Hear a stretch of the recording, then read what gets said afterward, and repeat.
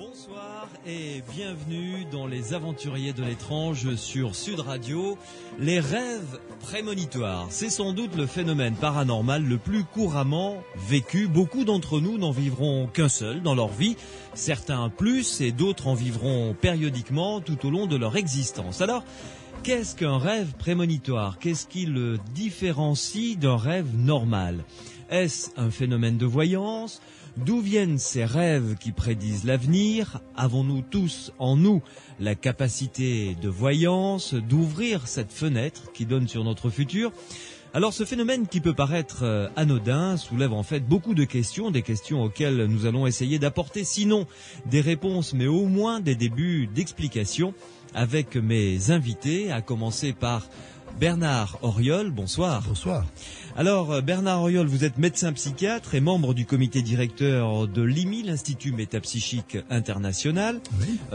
Vous allez nous expliquer dans la première partie de cette émission un petit peu ce qu'est un rêve prémonitoire, comment est-ce qu'on le différencie des autres, en quoi est-ce que cela consiste et si effectivement c'est le phénomène paranormal le plus couramment vécu par ceux et celles qui nous écoutent, et vous nous aiderez tout au long de cette émission à apporter des débuts de réponse, parce que je suppose qu'on n'a pas la réponse de savoir exactement ce qu'est un rêve prémonitoire et encore moins de dire d'où ça vient. On ne l'a pas. Bon, voilà, on a répondu, fermez le banc, au revoir. On va passer de la musique et à demain. Donc nous allons en parler évidemment avec vous un peu plus sérieusement et plus en détail et en profondeur. Avec nous également Pierre Massias. Bonsoir Pierre. Bonsoir Louis.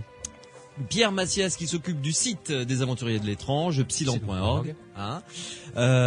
Pierre, également ton avis évidemment sur les témoignages que l'on va recevoir.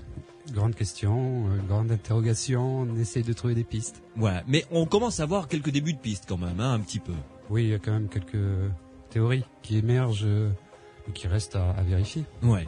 Et puis des news concernant également, on en parlera tout à fait à la fin de l'émission, notre envie de communiquer avec les extraterrestres. Là, on va basculer dans l'ufologie. Exactement, CCTI a un projet qui cherche à détecter des signaux extraterrestres intelligents, ouais. Qui a un petit souci ces temps-ci, on en reparlera. D'accord, on en reparlera tout à l'heure avant la fin de cette émission. Si vous avez vécu un rêve prémonitoire, eh bien vous le savez, ce soir notre standard vous est ouvert, est à votre entière disposition.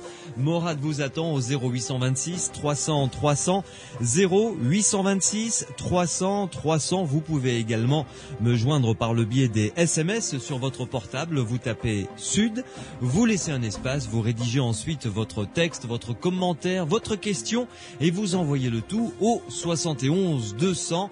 Ça arrive directement sur l'écran que j'ai sous les yeux et je serai avec grand plaisir votre porte-parole. Sud Radio, samedi et dimanche, 22h minuit. Louis Bénédit, les aventuriers de l'étrange. En compagnie de Pierre Massias et de Bernard Auriol, je le rappelle, Bernard Auriol, médecin psychiatre et membre du comité directeur de l'Institut Métapsychique International. Bernard Auriol, le rêve prémonitoire, je crois que c'est un des phénomènes paranormaux, j'allais dire les plus anciens, non, mais dont on connaît l'existence depuis fort longtemps finalement. Peut-être oui, un des phénomènes parmi les plus anciens, peut-être. Nous le partageons d'ailleurs avec d'autres êtres vivants, d'autres mammifères par exemple. Ah bon? Ouais. Pourquoi pas, dans la mesure où si ce type de capacité existe réellement, eh bien il permettrait évidemment de prévoir l'attaque d'un prédateur par exemple, et il serait très avantageux pour une proie de savoir qu'il va être attaqué. Donc il n'est pas absolument interdit de penser que puisque l'animal rêve, il puisse avoir également des rêves prémonitoires. Bien sûr, nous n'en avons aucune preuve. Ouais. Et alors, le rêve prémonitoire, on dit que c'est le phénomène paranormal le plus couramment vécu. En tout cas, c'est un phénomène qui est très couramment vécu. Le plus couramment vécu, peut-être il partage cette fréquence avec le sentiment d'être regardé. Vous savez que parfois on a le sentiment d'être regardé. On a démontré récemment d'ailleurs qu'il y a une zone du cerveau particulière qui parle à ce niveau. Donc le sentiment d'être regardé ou le rêve prémonitoire sont en effet des phénomènes qui sont revendiqués par énormément de gens et dans énormément de circonstances. Ouais. Alors, comment est-ce qu'on peut différencier le rêve prémonitoire d'un rêve classique? Vous savez, je pense que le rêve classique a de multiples fonctions, comme par exemple de nous permettre d'augmenter notre créativité, de nous relier à nos origines, de monnayer nos expériences anciennes et de les marier avec nos expériences récentes, de réaliser des désirs, comme Freud l'a montré. D'ailleurs, il pense que c'est à l'origine de toutes les formes de rêves, y compris des rêves prémonitoires. Et dans le rêve prémonitoire, la différence, c'est évidemment que ce rêve va connaître une réalisation ultérieure, alors que dans le rêve courant, il y a beaucoup de références au passé. Nous avons l'impression que des choses retrouvent des événements de l'enfance ou des événements même du jour même, mais du jour même qui vient de passer, pas du jour qui va venir. Et dans le rêve prémonitoire, bien sûr, l'intérêt, c'est que les images nous branchent sur quelque chose qui n'est pas encore là. Ouais. Est-ce qu'il y a une différence d'intensité entre les deux rêves, de précision, Je n'irai pas jusque-là. Il est possible que certains rêves prémonitoires soient extrêmement précis, extrêmement forts, extrêmement puissants, surtout s'ils ont trait à des événements tragiques, par exemple, ou merveilleux, ou très agréables. Mais ils prennent ce caractère de précision, à mon avis, du fait que l'événement auquel ils se rapportent est un événement qui nous marque beaucoup. Et mais pas de précision, enfin pas plus précis qu'un rêve normal, je dirais. C'est-à-dire, si on parle de rêves prémonitoires qui nous frappent, bien sûr, ils sont plus précis. Ouais. Mais il se peut que nous ayons dans beaucoup de nos rêves des phénomènes prémonitoires atténués, qui à ce moment-là n'ont pas une précision extraordinaire, mais qui sont pourtant présents dans le rêve. Et alors, c'est un phénomène qui a été largement étudié par la science ou pas plus que ça? On ne peut pas dire que c'est largement étudié par la science. C'est plus étudié peut-être par la littérature que par la science. Mais il est vrai que c'est pas très facile à étudier aussi, puisque le rêve se déroule comme il veut, alors que la science en général veut se donner un protocole précis, reproductible, répétitif, et ceci n'est pas. Les rêves prémonitoires sont plutôt du genre événement spontané, si vous voulez. Ils ne sont pas là quand même toutes les nuits, ils ne sont pas là dans tous les rêves, puisque nous faisons plusieurs rêves par nuit. Et par conséquent, nous ne pouvons pas maîtriser le lien entre les rêves et les événements du futur d'une manière systématique, parce qu'il faudrait prendre en charge trop de nuits chez trop de personnes. En revanche, quand on fait, par exemple, en ce qui me concerne, je ne me rappelle pas de mes rêves. Je me réveille le matin, pas de, comme peut-être beaucoup d'entre nous. En revanche, les rêves prémonitoires, chez des gens comme moi qui ne se rappellent pas de leurs rêves, restent. Et là, déjà, ça, ça surprend, ça étonne. Oui, je pense que ça ressort de ce que je disais tout à l'heure, c'est de la fonction de ce rêve prémonitoire. S'il a une fonction qui nous permettra de mieux survivre, par exemple, ou qui nous permettra de réaliser quelque chose, ou d'avoir une action sur notre futur, il est évident qu'il devient plus intéressant que simplement de ressasser un événement du passé. Mais on peut trouver des événements extrêmement forts dans des rêves du passé, surtout par exemple lorsqu'on a été victime d'un stress important. Par exemple, les gens qui ont vécu la ZF de manière très proche, et ils en ont rêvé des nuits de manière extrêmement précise. Donc on ne peut pas dire que la précision, la force du rêve soit liée uniquement au rêve prémonitoire. Ça peut aussi exister pour des rêves concernant le passé, si l'événement en question est fort. Donc que l'événement soit futur ou passé, à mon avis, il peut provoquer des rêves précis et forts. Nous allons avoir avec nous pas mal de témoignages. Déjà, ça résonne au standard au 0826 300 300. Commençons par accueillir Patrick qui nous appelle du Gard. Patrick, bonsoir. Oui, bonsoir, Louis. Alors, Patrick, vous allez nous raconter un rêve que vous avez vécu, un rêve qui s'est révélé être prémonitoire. Ça remonte à combien de temps? 4 à 5 mois d'ailleurs à peu près. Ah oui, donc c'est assez récent finalement, hein? Oui, c'est assez récent. Oui. Et alors, je posais la question à Bernard Auriol, mon invité, en ce qui concerne l'intensité du rêve prémonitoire. Pour vous, vous avez senti le matin en vous levant d'entrée que c'était un rêve différent des autres? Je ne pensais pas qu'il soit prémonitoire, mais il m'avait choqué par la précision. très clair, très précis. Donc en me réveillant le matin au petit déjeuner, j'ai tout raconté à mon épouse. Parce que ça m'avait choqué par la précision. C'est vrai que souvent les rêves sont assez confus, il y a plein de situations qui se mélangent. Tandis que là, il y avait une chronologie bien respectée, une action qui était bien très précise. Bon, mes yeux, c'était très clair. Mais je ne pensais pas que c'était un rêve qui allait se réaliser. Où on allait avoir beaucoup de concordance avec ce qui allait se passer par la suite. Ouais. Alors, racontez-nous ce rêve que vous avez eu il y a donc 5-6 mois de cela. Mais dans le rêve, je suis chez moi, je suis à l'extérieur de chez moi, donc devant ma maison. Ouais. Et je vois un hélicoptère qui vole, qui est assez élevé et qui vient d'une direction assez précise. Enfin, je parlerai après parce que ça a aussi son importance. Puis tout d'un coup, il baisse d'altitude, il passe en rase-motte. Et là, il va s'écraser à l'entrée d'un bois qui est à côté de chez moi, à 200 mètres, à peu près. Donc là, dans mon rêve, toujours, j'accours vers l'hélicoptère. Il y a une personne qui est morte dans l'hélicoptère, le pilote. Je connais cette personne. Dans mon rêve, je la connais.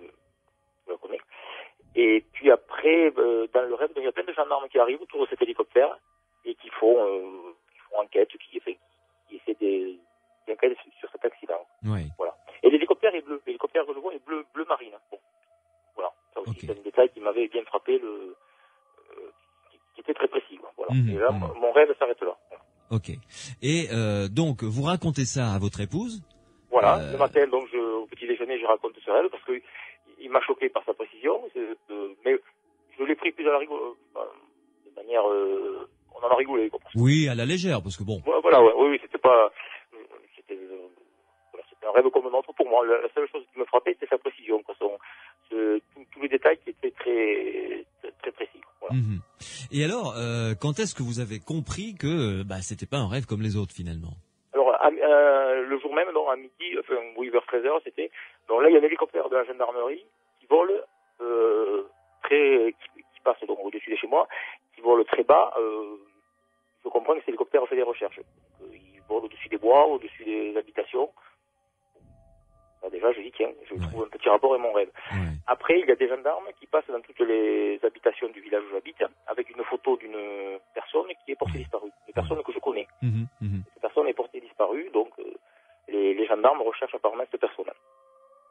Et vers 18h, on apprend, c'est un petit village, donc les informations circulent vite, que cette personne est retrouvée morte. Voilà, une mort violente. Oui. Donc... il n'y avait pas de raison, cette personne n'était pas malade à mes yeux, il n'y avait pas de raison qu'elle décède, quoi, donc c'était... Oui. Voilà. Donc, tout à l'heure, je parlais de la direction de l'hélicoptère dans mon rêve, c'est vrai que ça, c'est en me repassant le rêve que je m'en suis rendu compte, l'hélicoptère arrivait de la direction d'où habitait cette personne, voilà. Donc, voilà. Donc, je ne sais pas si c'est un détail supplémentaire important, voilà. Et voilà. dans votre rêve, vous nous avez dit que vous aviez vu le pilote de cet hélicoptère mort. Oui. Et que vous le connaissiez. Oui. Est-ce que cette personne que vous avez vue dans votre rêve était la même personne qui a été portée disparue et qui malheureusement a été... Non, pas du tout. Alors c'est deux personnes que je connaissais, mais il n'y a aucun rapport en plus entre les deux. Ouais.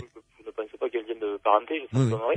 Et il n'y a aucun rapport. Quoi. Je connais les deux personnes. Dans le rêve, je reconnais très bien cette personne.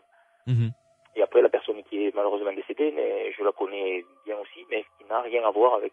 Ouais. Voilà, Donc... alors ça fait... Oui, pardon. Non, je vous en prie. Donc, les points communs, c'est cet hélicoptère bleu, oui. La présence des gendarmes tout autour de la maison, comme dans votre rêve, oui. Et puis, le fait que la personne qui est décédée, ce soit une personne que vous connaissez. Voilà, Ouais. Voilà, c'est des points communs. Bizarre, Et la personne qui est décédée, elle est décédée quand? Est-ce que vous l'avez appris par la suite? Elle est décédée, je veux dire, la nuit où vous avez fait le rêve ou avant? Oui. Elle est décédée apparemment dans la nuit où j'ai fait le rêve, oui, c'est ça. Ouais. Je crois de lundi au mardi, ou bref. Oui, enfin. C'était nuit, ouais. D'accord. Patrick, vous restez avec nous, on fait une pause et ensuite on discute de ce rêve très particulier que vous avez fait avec mes deux invités, le docteur Bernard Auriol et Pierre Massias. 0826 300 300. Vous le savez, si vous avez fait des rêves prémonitoires, vous pouvez nous appeler. Morad est au standard pour recueillir vos appels et vos témoignages afin que vous puissiez venir nous rejoindre dans cette émission, Les Aventuriers de l'étrange sur Sud Radio, et nous raconter votre rêve et ensuite essayer ensemble de comprendre ce qui s'est passé. À tout de suite. Sud Radio. Samedi et dimanche, 22h minuit. Louis Bénédy, les aventuriers de l'étrange.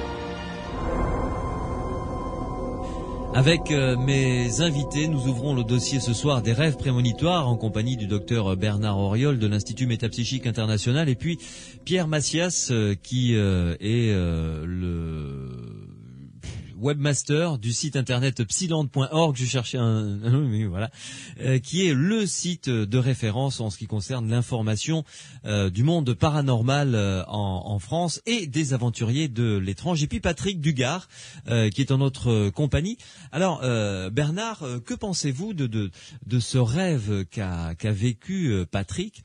Cet hélicoptère comme ça qui passe au-dessus de chez lui, cette concordance avec une personne décédée qu'il a vue dans son rêve, une personne décédée que les gendarmes recherchent et retrouvent, qui est décédée visiblement le soir, la nuit où il a fait ce rêve, et puis les gendarmes, enfin bref, il y a beaucoup de corrélations, quoi.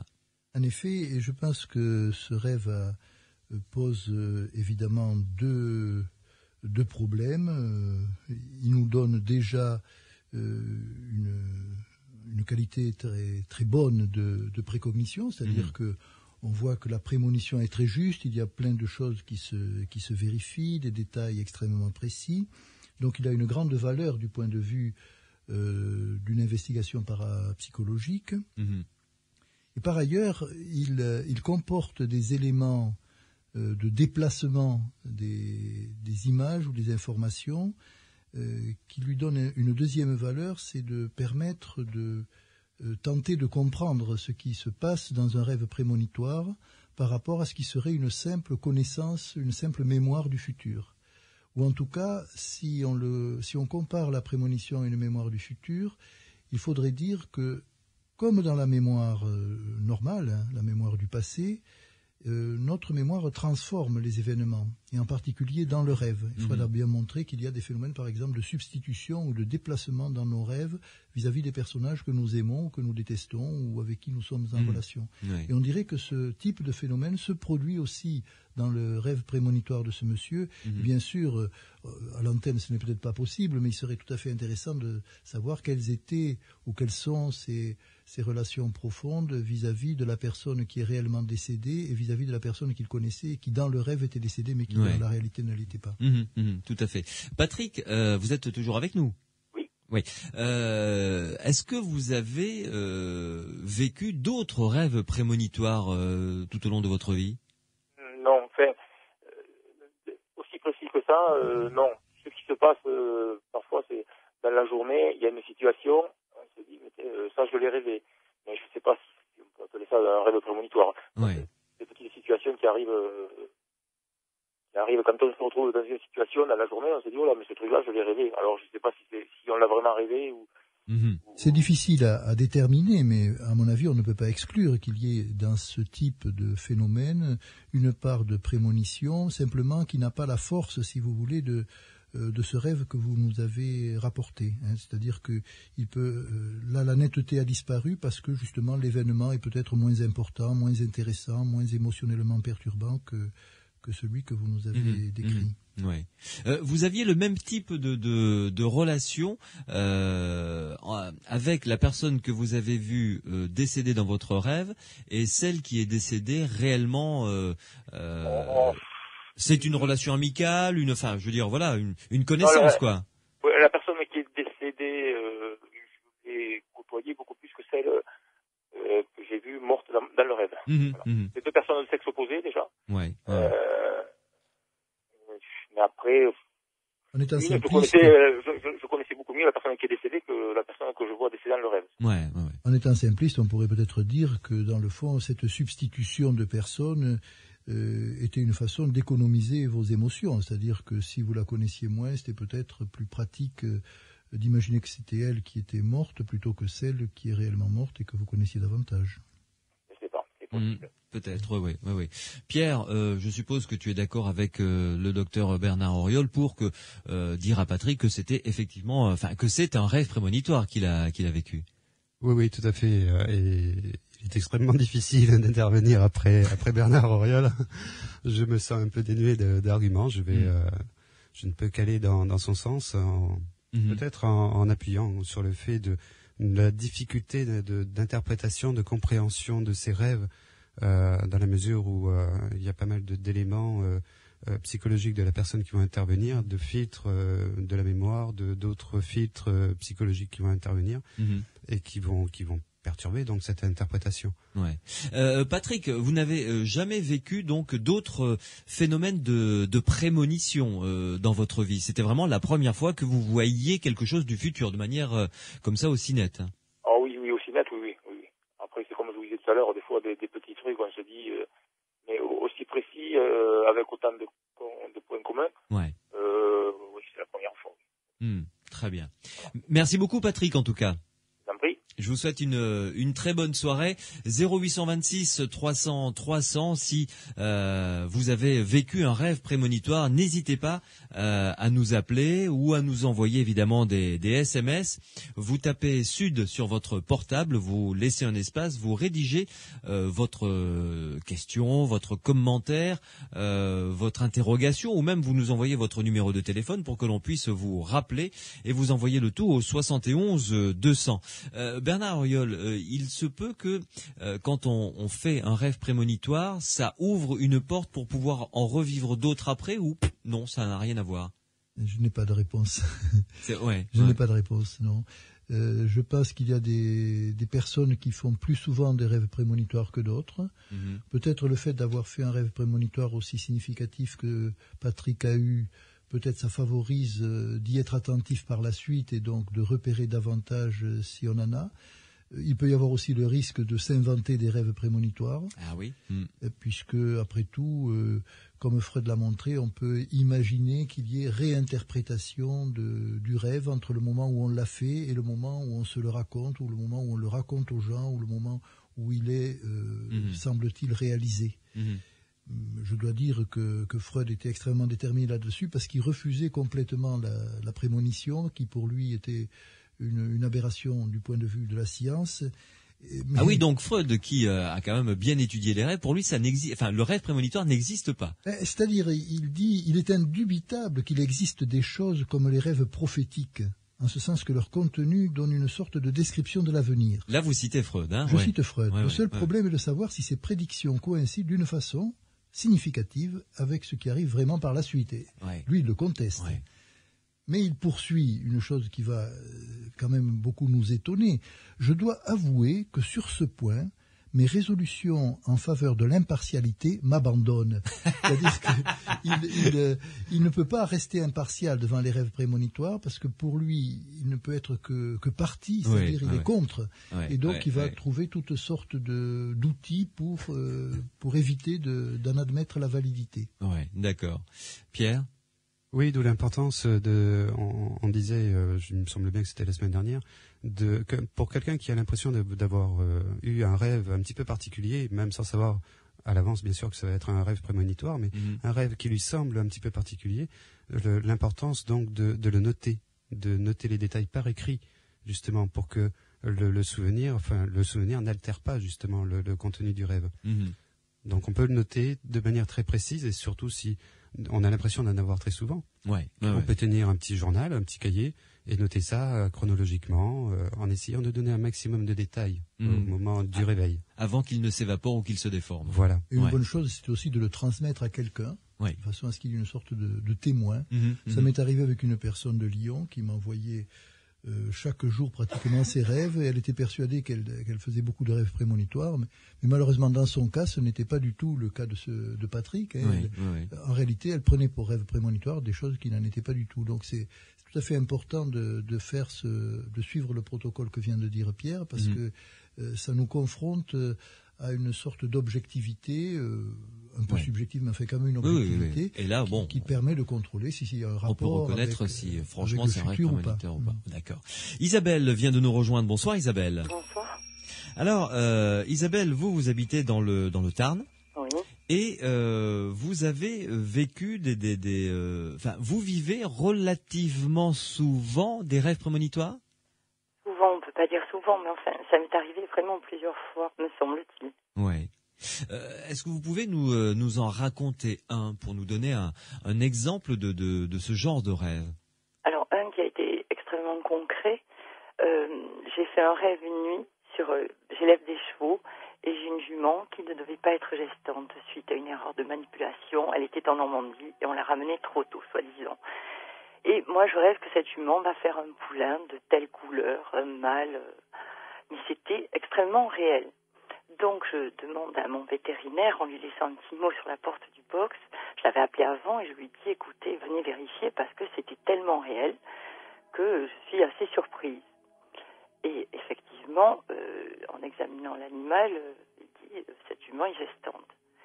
Et la surprise a été de voir exactement 10 mois plus tard un poulain mâle de robe alezane. Comme vous l'aviez vu dans votre rêve. Exactement, c'est ça qui est impressionnant. La naissance a été pareille. C'est-à-dire, cette naissance, vous l'avez vécue dans votre rêve? Oui, tout à fait. La situation, enfin, j'ai vécu, mais vraiment avec des mois de décalage, la même scène. C'est impressionnant, quoi. Enfin, ça m'a vraiment surprise, c'était la première fois que ça m'arrivait. Oui. Et vous avez l'habitude, vous aviez déjà vécu auparavant ce genre de phénomène avec la même intensité? Non, parce que ce qui est surprenant, c'est que ça m'est arrivé d'autres fois.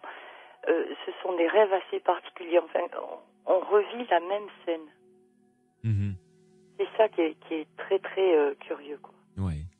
Et avec dans votre rêve la couleur, le son. Alors, pas la notion du son, mais la notion de l'image et de la situation. Enfin, vraiment, c'est le film qui se déroule, mais pas de son. Ouais. Enfin, je n'ai pas ce souvenir-là.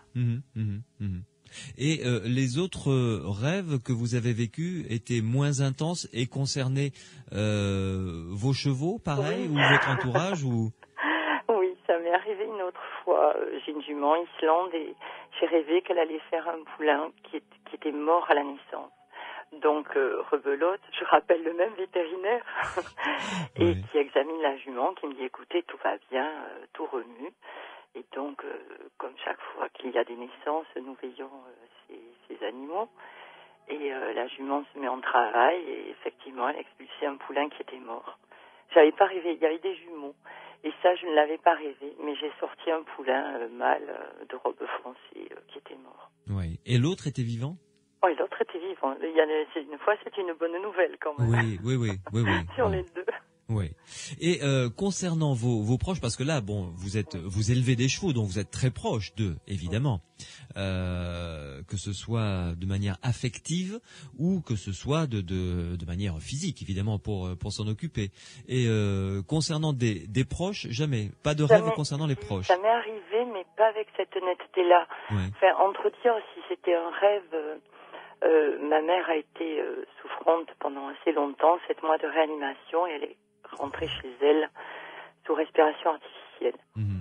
Bon, et si vous voulez, je devais aller à Paris signer des papiers, j'étais très inquiète. Enfin, je sais pas, je me suis réveillée avec une impression de malaise assez intense, et je devais prendre l'avion. J'ai appelé chez mes parents à 5h du matin. Mon père me dit, mais vas-y, ta mère tient à ce que tu ailles faire cette démarche qui était très très importante pour moi. Et je suis arrivée à Paris, et là, il y a eu une forme d'effondrement. Enfin, j'ai repris un téléphone immédiatement, j'ai fait annuler tous mes rendez-vous que j'avais, j'ai prévenu mes frères et sœurs, et j'ai repris un avion retour direct. Et dans l'avion, j'ai jamais de montre sur moi, donc je faisais que pleurer, et j'ai regardé à un moment, j'ai une sorte de libération, et ça s'est arrêté. J'ai regardé l'heure sur la montre de mon voisin. Je suis arrivée évidemment à Toulouse, et là j'ai téléphoné immédiatement chez mes parents, et mon père me dit, écoute, ta mère est très mal, elle t'attend, tes frères et sœurs sont là. Et quand je suis arrivée, j'ai débranché le respirateur artificiel, elle était décédée, quoi. Il faut dire que j'étais médecin. Enfin, je suis aussi médecin, mais je ne pratique pas. Et effectivement, ça a été d'une intensité, mais je n'ai pas vu la scène. Vous voyez, c'était un mal-être au réveil, mais intense. Ouais. Alors là, je sais pas si c'était... je peux pas dire que je l'ai rêvé, quoi. Ça m'est arrivé une autre fois sur un accident de voiture, enfin 2 autres fois. Ouais. Et voilà. Docteur Bernard Auriol, là, c'est pas du rêve prémonitoire, c'est plutôt de la...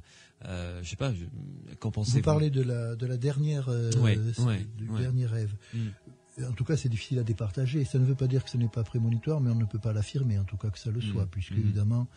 votre maman Isabelle était très mal, donc un esprit un peu rationaliste pourrait dire que dans le fond il y avait quelques probabilités qu'elle soit très mal, quoi, et qu'elle décède. Hein. Donc dans ce cas-là, c'est moins disons péremptoire pour la pensée. Ceux qui concernent les chevaux paraissent déjà plus marqués, hein, puisque il y a en particulier le deuxième, celui où il y a des jumeaux et un qui est vivant et un qui est mort, avec ce vétérinaire qui dit mais non, il est vivant, et puis vous qui avez rêvé qu'il est mort, et en fait vous aviez tous les deux raison. C'est tout à fait intéressant comme rêve. Ouais. Et alors vous qui êtes docteur en médecine, donc quel est votre votre analyse avec un peu de recul de ce que vous vivez, parce que vous avez un bagage, un solide bagage scientifique, finalement votre approche de ce phénomène que vous avez vécu? Je me pose effectivement la question de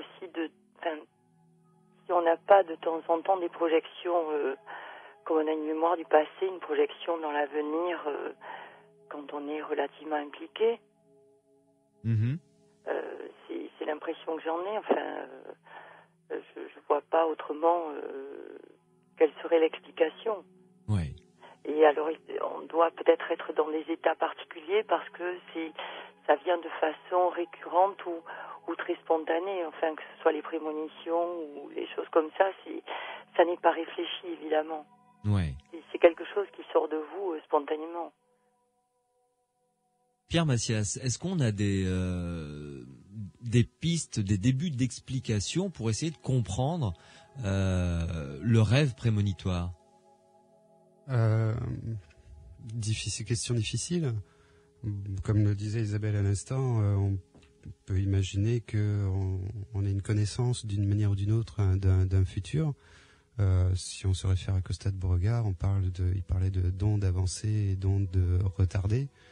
L'onde avancée étant le fait que des informations sont transmises du présent vers le futur, c'est la flèche du temps normal, et les ondes retardées, c'est-à-dire que des informations du futur arrivent dans le présent. Ouais. Bon, mais là on est dans des notions de mécanique quantique, c'est-à-dire dans une gamme de phénomènes physiques qui se situent au niveau microscopique. Et extrapoler le microscopique au macroscopique, c'est déjà un grand pas très délicat à franchir. Et en plus, passer du domaine de la physique au domaine de la psyché, faire l'équivalent, c'est un jeu sans doute assez dangereux, donc très délicat aussi. Ouais. Donc, mais ça peut donner une idée de la manière d'interpréter ce genre de phénomène. Il peut y avoir d'autres possibilités d'interprétation, dans le sens, je pense qu'on l'a déjà évoqué, dans le sens où l'avenir est une probabilité d'un ensemble d'événements présents, physiquement, enfin physiquement au sens très large, incluant même la pensée. Il y a un état donné qui va évoluer, qui va être stimulé par des stimuli physiques extérieurs, des stimuli psychiques, donc qui va évoluer. On peut par la pensée faire l'expérience que on peut prévoir un événement immédiatement futur dans la microseconde qui vient, si on connaissait l'ensemble des caractéristiques de notre présent. Donc on peut extrapoler comme ça et dire on peut calculer l'état de l'univers autant plus une seconde, autant plus 2 secondes, etc. Plus on va s'éloigner et plus il va y avoir d'imprécisions. Ouais. C'est envisageable. de manière quantifiée. Alors, d'après ce que tu es en train de nous dire, le futur serait une probabilité au fur et à mesure que nous avançons. C'est-à-dire que quand on a un rêve prémonitoire, c'est un rêve prémonitoire qui concerne le futur d'une personne à un moment donné, quoi. C'est-à-dire, on est là et la forte probabilité de futur, c'est ça. Voilà. Mais en revanche, on peut influer dessus, parce que si le rêve prémonitoire, on se voit au volant d'une voiture et qu'on a un accident, un feu, parce que on est passé au feu orange, rouge, plutôt que tout à fait. Si les s'arrêter. stimuli prévus ne sont pas ceux qui arrivent effectivement, ce futur peut être modifié. D'accord. Et personnellement, j'aime bien cette vision des choses, dans la mesure où des rêves prémonitoires ont permis de modifier, d'éviter des accidents, ont permis de modifier ce futur rêvé. Isabelle, ça vous est pas arrivé, ça, ce genre de rêve qui vous annonçait quelque chose et que finalement, en tenant compte de ce rêve, vous avez changé votre décision initiale? Non. Ouais. Jamais. Bernard Auriol, que pensez-vous de cette vision du futur? Personnellement, je ne fais pas de mur, je ne mets pas de mur entre le microscopique et le macroscopique. Je vois pas d'ailleurs comment on pourrait le mettre, ce mur. C'est un mur au niveau de la connaissance, c'est-à-dire effectivement nos instruments, nos laboratoires, notre façon d'aborder la réalité font que nous séparons ce qui est microscopique de ce qui est macroscopique, donc la physique quantique de la physique plus triviale.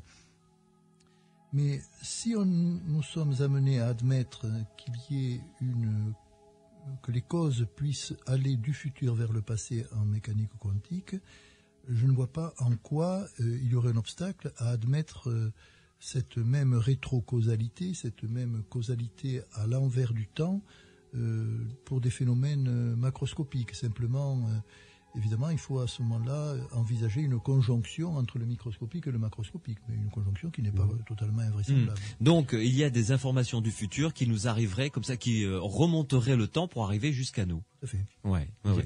Il s'est passé beaucoup de temps entre concernant les chevaux, par exemple, à chaque fois entre votre rêve, Isabelle, et sa concrétisation, je dirais. Oui, pour l'un, entre 9 et 10 mois, et l'autre, mettons, 15 jours, 3 semaines.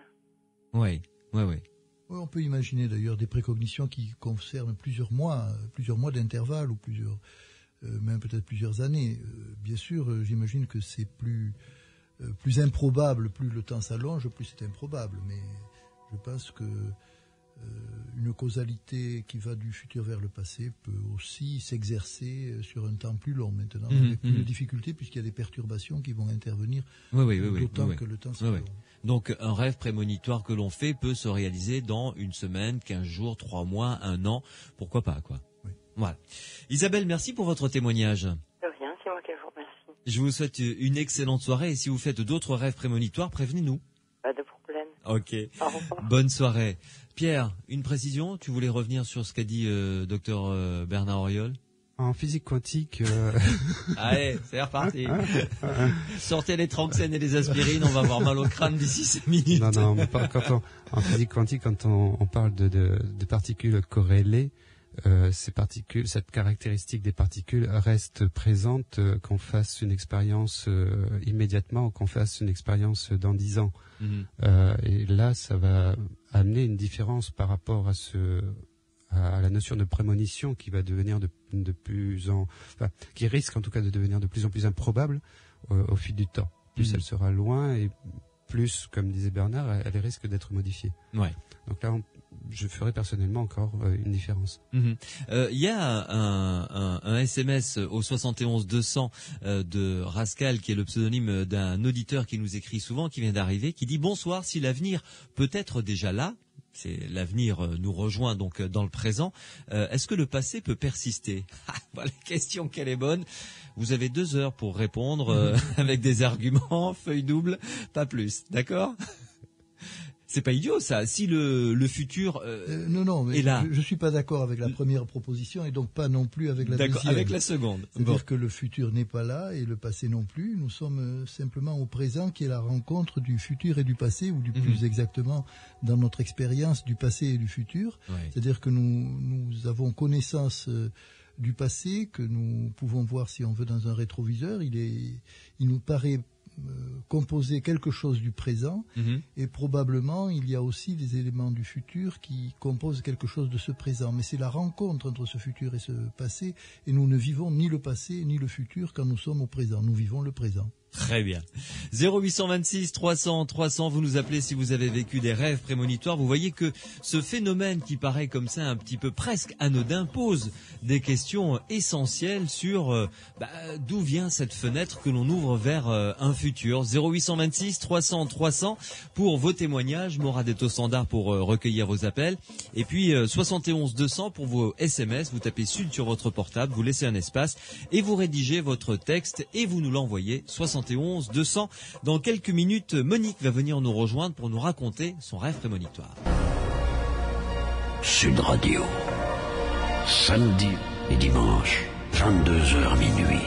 Louis Bénédy, les aventuriers de l'étrange.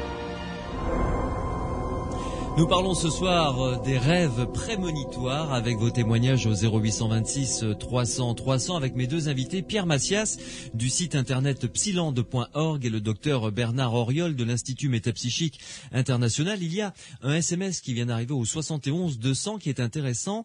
Cet auditeur ou cette auditrice nous demande: le rêve prémonitoire donne-t-il une impression de déjà-vu quand on s'en souvient plus? On a un rêve prémonitoire.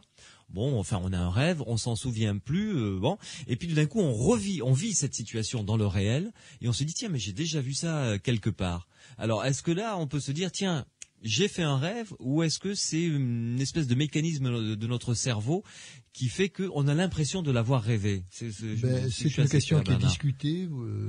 L'impression de déjà-vu, d'après certains neurophysiologistes, est liée simplement à des décalages dans le traitement de l'information à l'intérieur même de notre cerveau, qui traiterait deux fois le même perception, le même phénomène, et donc qui nous donnerait cette illusion de déjà-vu, qui serait à ce moment-là une illusion. Et il y a une autre interprétation possible, qui est d'admettre que ce déjà-vu se réfère à une expérience moins consciente que nous aurions eue auparavant, soit en rêve, soit d'une autre façon, mais en tout cas une expérience réelle, passée, et indépendante de celle que nous vivons actuellement. Donc vous voyez qu'il y a deux interprétations possibles de ce déjà-vu. Et il est vrai que par stimulation cérébrale, on peut procurer à quelqu'un une impression de déjà vécu ou de déjà vu. D'accord. Ce qui, à mon avis, ne prouve pas qu'il n'y ait jamais d'autres phénomènes qui en donnent l'impression. Monique de Nîmes nous envoie un SMS en nous demandant, c'est une sorte de voyance finalement, le rêve prémonitoire. Est-ce qu'on peut le mettre dans le dossier voyance? Le terme voyance est tellement vague, général, c'est voir l'avenir finalement. Et surutilisé que j'hésiterais. Il y a Pierre qui fait des bons sur sa chaise. J'hésiterais à l'employer. Oui, il saute. Vas-y Pierre, pourquoi? Qu'est-ce qu'il y a? Allez. Non, je te prie, Bernard. Alors. Oui, parce que la voyance, évidemment, ça désigne tout autant une profession qu'un phénomène étudié par la parapsychologie, et ça crée donc des confusions. C'est pourquoi, personnellement, je me sers le moins possible de ce terme, et je préfère, en effet, parler de rêve prémonitoire, s'il s'agit de rêve prémonitoire, même s'il y a dans ce rêve des phénomènes qui nous renseignent sur des événements du futur, comme une voyante pense pouvoir le faire, et le fait parfois sans doute. Pierre. Oui, des petits bons quand même, mais parce que en fait le terme voyance, c'est ce que j'avais introduit hier. Le terme voyance est un terme plutôt public qui regroupe l'ensemble des arts divinatoires. Alors qu'on fasse de la clairvoyance, qui comme terme définit bien la clairvoyance en parapsychologie, qu'on utilise les tarots, la numérologie, l'astrologie, le marc de café, boule de cristal, tout ce qu'on veut. Le terme voyance, en fait, regroupe un ensemble d'arts divinatoires, on va dire, pour faire, pour rester soft. Mais ce n'est pas un phénomène reconnu. Non, ce n'est pas un phénomène défini, on va dire, dans le cadre de la parapsychologie. Nous sommes clairs. Je pense qu'on est clair. On peut accueillir Monique qui nous appelle. Bonsoir Monique. Bonsoir, monsieur Bénédy. Merci pour votre patience, Monique. On avait 2-3 questions comme ça. Oui, c'est très intéressant. À régler. Alors, vous-même, vous avez vécu un rêve prémonitoire. Je ne sais pas si c'est un rêve prémonitoire. Mais alors, bon, vous allez juger. Racontez-nous alors. Voilà. Enfin, ce rêve s'est passé il va y avoir maintenant 4 ans. Et donc je dormais et j'étais en train donc de faire ce rêve qui était plutôt un cauchemar, c'est-à-dire je me trouvais dans quelque chose d'assez gros qui était en métal et qui roulait, qui dévalait une pente, si vous voulez. Et à un moment donné, le téléphone a sonné. Et donc j'étais dans ce rêve, quoi, et j'ai entendu la sonnerie, je me suis levée très, très vite, mais j'étais vraiment... j'étais pas bien, je ne sais pas, il y avait quelque chose qui me gênait, j'étais complètement déphasée et je me suis, j'ai attrapé l'appareil et j'ai dit, alors j'ai entendu allô et j'ai reconnu la voix de mon frère. Et avant que je lui ai vraiment coupé la parole, c'est tout ce qu'il a pu dire, je lui ai dit comme ça, dis donc, tu m'as réveillée, j'étais en train de faire un de ces cauchemars. Et lui, aussi sec, me dit simplement, sans rien dire d'autre, il me dit papa vient de se tuer en voiture, il a fait plusieurs tonneaux. Voilà. Et je suis restée, j'ai dit j'ai fait c'est tout, j'arrive. Et ça s'est arrêté là. Voilà. Ah oui. Voilà. C'est court, mais c'est intense, hein? Oui, très, très intense. Il m'a fallu quelques minutes pour j'imagine bien, pour me rétablir parce que j'étais complètement réveillée. Là, je me suis dit, là, t'as pas rêvé. Enfin, une partie, j'avais pas rêvé, quoi. Voilà. Oui. Oui, effectivement, c'est vraiment. Oui. Et c'est après, après, je suis partie, en fait, etc. Et j'ai eu le temps parce que ce rêve m'avait quand même particulièrement choquée, parce que c'était moi, et c'était moi qui dévalais, hein. C'était pas, j'ai pas vu ni mon père, ni personne, c'était moi.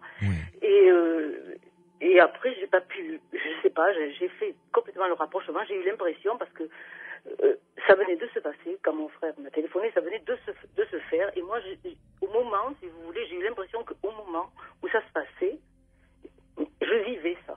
Je le vivais. Je ne sais pas. C'était très, très, très curieux. J'y repensais après. Oui. Voilà. Pierre? Oui, on est... c'est un rêve qui recoupe un petit peu le rêve de tout à l'heure. Il va restituer une impression. C'est ce qu'on va retrouver dans pas mal de phénomènes ESP, de phénomènes psy. C'est un contexte, ce sont des sensations, là on a un rêve de quelque chose qui fait des tonneaux qu'on associe immédiatement quand on connaît la réponse à l'accident. Oui, là Monique s'est vue dans une voiture en train de faire des tonneaux, quoi, vraiment. Je voyais pas, pardon, je ne peux pas dire, pour moi c'était pas une voiture, je n'ai pas vu une voiture. Ah oui. C'était quelque chose qui était assez gros de forme, je ne veux pas dire que c'était un cylindre, c'était en métal. Voilà, vous étiez dans quelque chose de métallique et vous étiez en train de faire des tonneaux. Voilà, oui, je dévalais très vite. Effectivement, mon père, il a fait des tonneaux dans une pente. Ça, j'ai eu confirmation. Oui, c'est bon. Donc là, on a en fait la solution quand on connaît les réponses. Alors on va se demander est-ce que d'autres situations peuvent présenter des caractéristiques assimilables au rêve qui a été fait. Est-ce que éventuellement, si on trouve justement d'autres situations possibles, est-ce qu'elles sont caractéristiques, fréquentes, est-ce qu'elles peuvent se trouver dans la vie? Là, ça demande une investigation sur le rêve en lui-même, sur le phénomène en lui-même. Il faut faire parler le témoin. Il faut faire une approche. Alors là, c'est plus subtil, je dirais. Tu veux dire qu'il aurait pu y avoir une coïncidence entre ce rêve de Monique et le coup de fil qu'elle a reçu et le décès de son père dans une voiture? Je suis en train de me demander s'il pouvait, oui, y avoir une coïncidence. Ça ferait gros, hein? Comme ça, a priori, immédiatement, ça paraît gros. Mais c'est peut-être envisageable. Là, c'est difficile aussi d'avoir la solution immédiatement. Il y a quelquefois, il faut se poser il y a une réflexion qui va se faire autour des rêves. A priori, ça paraît se rejoindre de manière évidente. Donc, d'un point de vue strictement scientifique, au sens des sciences dures, la position de Pierre est tout à fait celle qu'il faut avoir, c'est-à-dire que on ne peut rien conclure, on ne peut pas dire ce rêve comme une preuve, par exemple, de la prémonition ou comme une preuve. Non, ça, je suis d'accord. Par contre, vu du point de vue phénoménologique, qui est celui de la relation entre personnes, de ce qu'est la vie, du fait que la science n'est qu'une partie de notre connaissance, qu'elle n'explique pas tout, qu'elle nous délivre simplement quelques abstractions et quelques lois tirées de ces abstractions. Et pour moi, il me paraît qu'un tel rêve est très, très, très parlant, si vous voulez.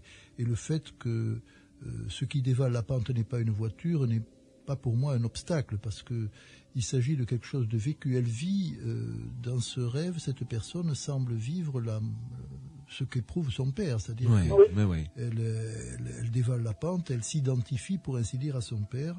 Et personnellement, au risque de paraître peut-être très naïf à certains de mes collègues ou à des scientifiques, je m'aventurerai à dire que pour moi ce rêve est assez parlant. Ouais. C'est un rêve prémonitoire. Il y a eu vraiment une. En tout cas télépathique. Je ne sais pas si c'était au même moment. C'est pas prémonitoire, mais télépathique. Mais enfin, peu importe. Il y a eu une vraie passerelle émotionnelle, qui s'est établie entre Monique et son père au moment où il vivait son accident de voiture. C'est le pari que je fais, c'est le parti pris que je prends. Bien sûr, je n'ai rien pour convaincre quelqu'un de ce parti pris. Ah bah c'est pas une preuve scientifique, certes. Voilà. Mais bon, c'est vrai que c'est quand même, les circonstances sont assez troublantes, oui Pierre. Oui, c'est à force d'analyse de ces cas-là justement où on va mettre ces points, enfin trouver les caractéristiques du rêve, les associations. C'est sur un ensemble de témoignages, d'analyses avec des grilles spécifiques, on pourra établir des concordances entre rêves prémonitoires, rêves qui paraissent moins prémonitoires, et qu'on aura une grille de déchiffrage de ces rêves pour que dans des cas où on se pose la question, où le doute subsiste, on puisse, grâce à cette grille, dire non, c'est plutôt du rêve prémonitoire, parce que on a certaines corrélations, certaines ressemblances avec d'autres cas qui rentrent dans la grille par analogie. On peut, même si on se pose des questions, des questions que je me posais tout à l'heure, par analogie avec d'autres cas, on peut amener un pronostic de prémonition. Tout à fait. Est-ce que vous avez vécu d'autres rêves prémonitoires de ce type, Monique ? Non, c'est la première fois. Et non, jamais. Je suppose, comment dirais-je, ça change quand même peut-être, non, la vision de la vie, de savoir qu'on peut vivre ce genre de phénomène. Oui, tout à fait. Mais ça ne m'est plus jamais arrivé. J'ai jamais eu d'autres rêves. Non, jamais. C'est la seule fois. Et quelle fois ? Oui. C'est suffisant peut-être. Oui, certainement. Oui, certainement. Merci beaucoup, ma chère Monique, de ce témoignage tout à fait intéressant. Je vous souhaite une bonne fin de soirée. Pareillement. À bientôt. Au revoir, monsieur Bénédicte. Au revoir.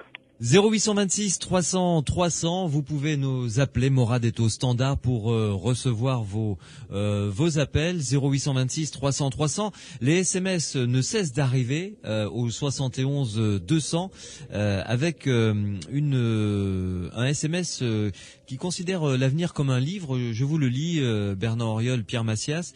L'auditeur dit: bonsoir, moi je considère la vie comme un livre dont vous êtes le héros. Vous savez, c'est ce genre de livre, vous le lisez, puis après vous avez des choix multiples, et suivant le choix que vous faites, vous êtes renvoyé à une page ou à une autre, et c'est vous qui construisez, entre guillemets, votre avenir. Tout est écrit, mais en plusieurs versions ramifiées, suivant des choix. Bernard, je pense que c'est pas mal comme définition. Oui, enfin... c'est plus compliqué que ça, mais... Enfin, à la fois c'est plus compliqué, et pour moi ça m'évoque la théorie des univers multiples que Pierre connaît bien, c'est-à-dire que comme justement la physique nous dit qu'à tout moment il y a un certain nombre de choses qui ne sont pas déterminées, c'est pourquoi on ne peut pas dire que l'instant présent détermine la seconde d'après, non, il y a seulement des probabilités, et donc... comme ce n'est pas déterminé, alors une des explications possibles, c'est de dire que les différentes possibilités se réalisent toutes, mais dans des univers distincts. Ah, c'est génial. Et qu'on appartient, c'est exactement seulement à l'un de ces univers. Et par conséquent, les autres possibilités nous échappent, mais elles existent aussi. Ah bon, donc je peux dire que dans un des univers parallèles, je suis maître du monde, quoi. Maître du monde, non, mais si, que peut-être, mais que peut-être, quand vous avez joué au dé, vous avez tiré un 5 et peut-être dans un univers parallèle, c'est un 6. D'accord, ok. Dans quelques minutes, c'est moins marrant que d'être maître du monde. Bah oui, c'est moins fun finalement, je trouve, mais bon, tant pis. Dans quelques minutes, nous allons retrouver Aline qui nous appelle de Pamiers. Et puis, juste avant Aline, nous écouterons le témoignage très court, un rêve que nous a confié un de nos auditeurs qui l'a enregistré sur notre boîte vocale au 0826 300 300. Il va s'agir d'éléphants, vous allez voir, c'est tout à fait étonnant. Sud Radio. Samedi et dimanche, 22h minuit. Louis Benedy, les aventuriers de l'étrange. Avec le dossier concernant les rêves prémonitoires ce soir au 71 200, vous pouvez nous envoyer vos SMS, vous tapez Sud sur votre portable, vous laissez un espace et ensuite vous rédigez votre texte, votre commentaire, votre question et vous nous l'envoyez ou vous pouvez nous appeler au 0826 300 300 comme l'a fait Aline de Pamiers qui va venir nous rejoindre dans quelques instants. Juste le temps de lui dire bonsoir. Tiens Aline, bonsoir. Bonsoir Louis, bonsoir messieurs. Alors Aline, vous restez avec nous et ensemble on va écouter le rêve, je pense que c'est un rêve prémonitoire que nous a envoyé un auditeur et qu'il a laissé sur la boîte vocale des aventuriers de l'étrange. Écoutons. Oui, je m'appelle Jean-Yves, j'habite Canet-en-Roussillon dans les Pyrénées-Orientales et il y a de ça 30 ans, j'ai fait un rêve prémonitoire, j'habitais à l'époque à Périgueux en Dordogne. J'ai rêvé qu'il y avait des éléphants qui traversaient la rue Saint-Front qui est en face de la cathédrale à Périgueux pour ceux qui connaissent. Alors je vais à mon bureau à l'époque et qu'est-ce que je vois? Des éléphants qui traversent en se tenant par la queue et ils allaient s'abreuver à la rivière Lille qui est à Périgueux. Effectivement, il y avait un cirque à l'époque, c'était le cirque Pinder qui était là. C'est un rêve absolument extraordinaire, j'en étais tout remué et baba, c'est le cas de le dire. Voilà, je vous laisse ce message. À bientôt, au revoir et bravo pour votre émission. C'est extraordinaire quand même, non? Faire rêver d'éléphants qui traversent comme ça, oui, c'est pas possible. Et puis après, découvrir que en arrivant à son boulot, on voit des éléphants passer comme dans son rêve. Là, Bernard, c'est du rêve prémonitoire, ça. Tout à fait. En fait, disons, avec toutes les réserves qu'on a fait tout à l'heure, j'en fais le pari. Oui. Oui. Pierre, d'accord aussi. Commence par me ressortir tes trucs où on pense que effectivement après lecture d'une grille que peut-être. Je vais dire c'est tellement sympathique. C'est pénible. C'est vrai, c'est pénible quand même. Bon, alors nous avons plein de SMS, on les lira tout à l'heure, mais là je me tourne vers Aline de Pamiers. Aline, vous êtes d'accord, c'est un joli rêve que nous a raconté le monsieur quand même là. Très joli, oui. Avec ces éléphants qui traversent la ville, quand même. Bon, alors Aline, vous, le rêve que vous avez fait est complètement différent. Ça remonte à plusieurs années, hein? Oui, 1981, 1982, je crois. Ouais. Voilà. Alors, racontez-nous un petit peu ce qui vous est arrivé. Bon, je dormais, bien sûr. Et dans mon rêve, j'étais dans une rue et devant un pâté de maisons anciennes. Et il y avait un portail et une petite cour intérieure. Et dans cette cour, il y avait 7 ou 8 personnes qui étaient des journalistes. Mm-hmm. Et je suis arrivée devant ce portail. Moi, je ne sais pas qui j'étais, ni où j'étais. Hein. Oui, c'était toujours dans votre rêve, là. Hein? Dans mon rêve, hein, oui. Et il y a un journaliste, alors je le revois bien, mais je le connais pas. Enfin, grand, blond, assez mince. Et j'ai posé la question, j'ai demandé qu'est-ce qui se passe. Et ce journaliste m'a répondu, Romy Schneider est morte. Voilà, et là, mon rêve s'est arrêté parce qu'un de mes fils, qui était petit à l'époque, m'a réveillé, il voulait un verre d'eau. Alors je me suis levée et je ne me rappelais plus de mon rêve du tout. Puis bon, ensuite j'ai pris mon déjeuner, enfin je devais aller au travail et je n'ai plus pensé à mon rêve du tout. Et c'est après, j'étais à la salle de bain, j'étais en train de me coiffer, j'ai entendu à la radio le flash d'information à 7h du matin. Où le journaliste annonçait la mort de Romy Schneider. Et là, bon, je suis restée, bien sûr, j'étais en train de me coiffer, la brosse dans les cheveux, et là, mon rêve m'est revenu. Voilà. Et ce qu'il y a une semaine ou 15 jours avant cette annonce, avant mon rêve plutôt, en sortant du travail, alors à la même heure, mais l'après-midi, alors entre 17h et 18h, j'avais le mot Schneider qui me revenait en tête tout le temps, pendant mon trajet. Ouais. Voilà. Et je ne sais pas pourquoi non plus. Et après, je l'oubliais complètement. Je n'y pensais plus dans la journée.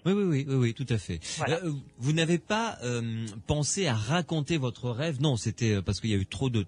c'était trop court entre ce rêve avec ce journaliste dans une cour qui vous dit Romy Schneider est morte. Vous n'avez pas pensé à le raconter à quelqu'un autour de vous? Ce jour-là, non. Après, par contre, je l'ai raconté à ma famille. Oui, tout à fait. Voilà, tout à fait. Mais le jour même, non. Ouais. Bernard. Mais cette exigence que nous avons, que l'information soit mise par écrit ou racontée entre le moment où elle est rêvée et le moment où elle se réalise, bien sûr, est une attitude sainement scientifique.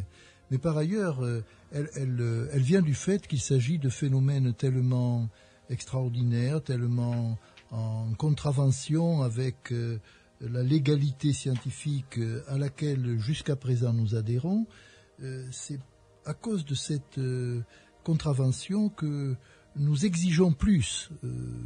Contravention, qu'est-ce que tu entends par contravention? Je veux dire une contravention en ce sens qu'on se met hors la loi vis-à-vis de la loi de la science qui dirait que... On ne peut pas voir le futur, point. Exactement. Ouais. Et à partir de ce moment-là, nous exigeons d'avoir des preuves, pour ainsi dire, des témoignages qui soient entre le moment du rêve et le moment où il se réalise.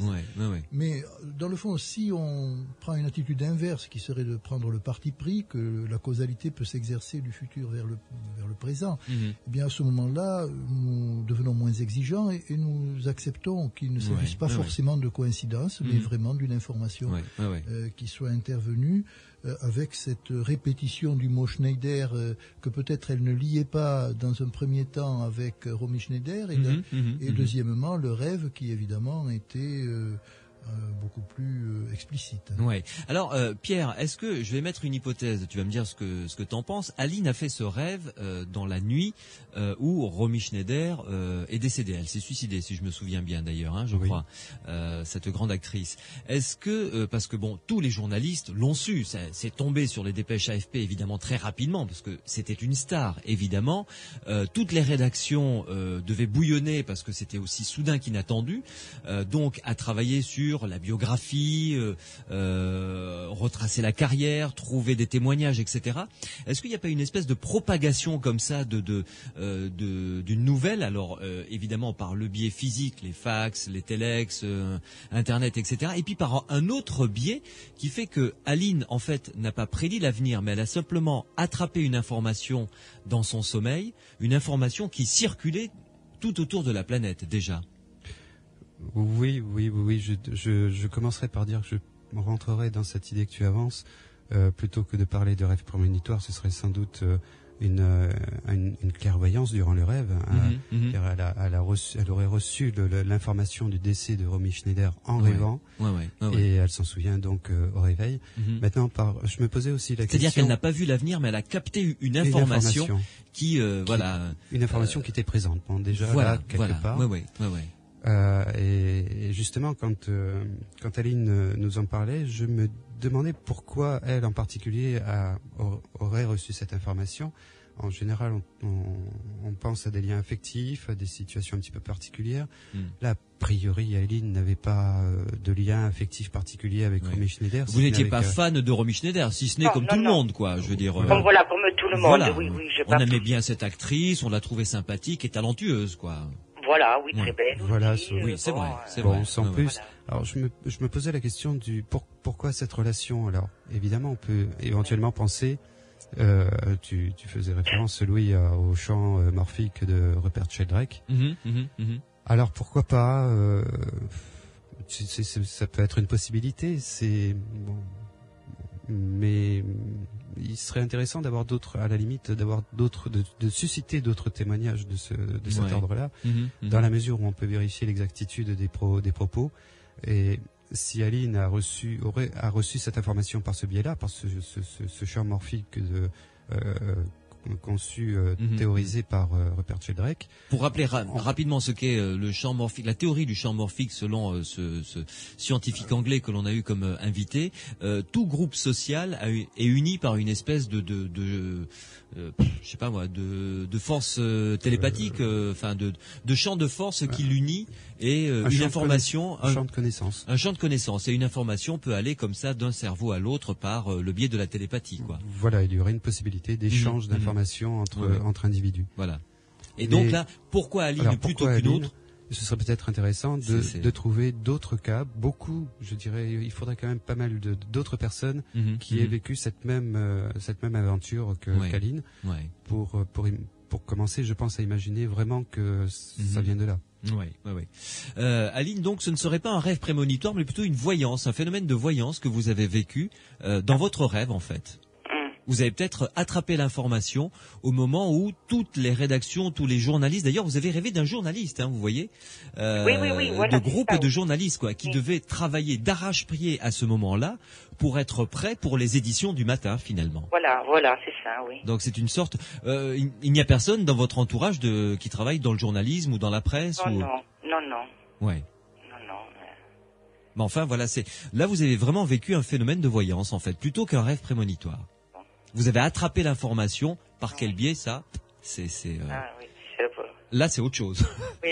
Là, si vous attrapez les 6 numéros du loto, vous nous le dites aussi. Non, malheureusement, non, ça m'est pas arrivé encore. C'est pas arrivé. Bon, tant pis. Merci beaucoup, Aline, en tout cas. Avec plaisir. Je vous souhaite une bonne fin de soirée. À bientôt. Merci. Au revoir. 0826 300 300, vous nous appelez, n'hésitez pas si vous pensez avoir vécu un rêve prémonitoire. À notre standard, juste avant de marquer une pause, docteur Bernard Auriol, Pierre Massias, un auditeur, Tahar, a appelé Morad pour passer une question à l'antenne. Il a dit, est-ce que en faisant un rêve d'une situation précise, si ce rêve devient récurrent, si on le rêve tellement fort, est-ce qu'il ne peut pas générer la situation, c'est-à-dire créer le futur? Ah, voilà une question qu'elle est bonne. Alors, Pierre. Bernard. Ben non, Pierre, c'est bon, je le prends. Ouais, non, trop facile. Allons-y.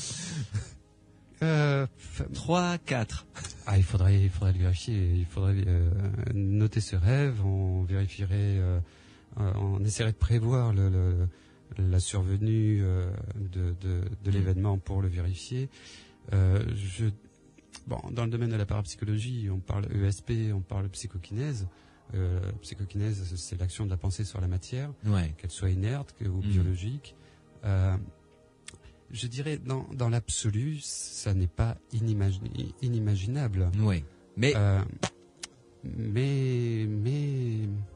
il faudrait expérimenter peut-être. Je sais pas, Bernard Auriol, avec des mots simples, s'il vous plaît. Pourquoi je suis soupçonné de sortir des mots compliqués.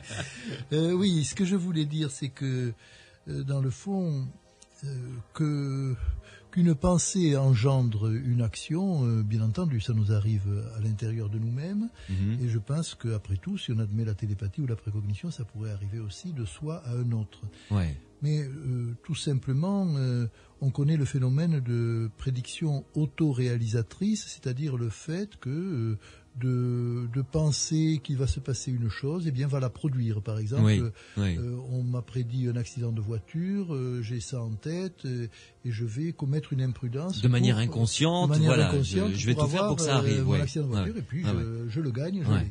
Oui. Voilà. Donc, ça me paraît possible. Maintenant, si on conçoit, comme Tahar semble le faire, une sorte d'action magique de la répétition du rêve qui va engendrer une action, ceci n'est pas, comme le dit Pierre, n'est pas, si on prend les options de la parapsychologie, n'est pas invraisemblable complètement, mais l'usage de la simplicité de pensée fait qu'on ne complique pas les hypothèses si les plus simples peuvent suffire. Fonctionner. Tout à fait. Donc là, on va dire que les hypothèses plus simples, c'est plutôt la télépathie que la psychokinèse, c'est-à-dire plutôt l'information qui vient à moi plutôt que ma pensée qui engendre le phénomène. D'accord.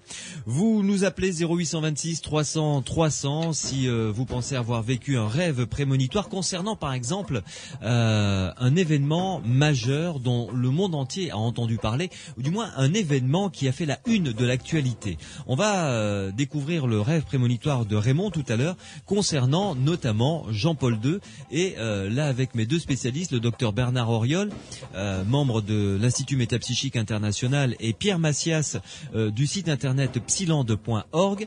On va essayer je leur demanderai s'il y a une grande littérature concernant les événements majeurs qui se sont produits et s'ils ont été précédés par toute une série de rêves prémonitoires. Je pense par exemple au 11 septembre, est-ce que des gens après coup ont dit moi j'avais rêvé quelque chose qui annonçait le 11 septembre, ou d'autres événements heureux ou malheureux qui concernent cette fois-ci le monde entier. À tout de suite. Sud Radio.